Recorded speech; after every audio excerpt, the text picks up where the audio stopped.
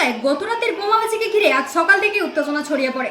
স্থানীয় সূত্রে জানা গেছে, আমজনতা উন্নয়ন পার্টির সমর্থকদের সঙ্গে বিরোধকে কেন্দ্র করে এই বোমাবাজির ঘটনা ঘটেছে বলে অভিযোগ।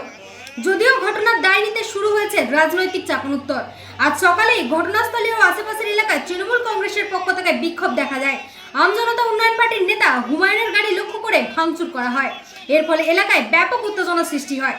তৃণমূল নেতৃত্বের দাবি, এলাকার শান্তি নষ্ট করার চেষ্টা চলছে এবং এর বিরুদ্ধে তারা রাস্তায় নেমেছেন। অন্যদিকে বিরোধী শিবিরের অভিযোগ, এই ঘটনাকে রাজনৈতিকভাবে ব্যবহার করা হচ্ছে এবং প্রকৃত দোষীদের আড়াল করা হচ্ছে।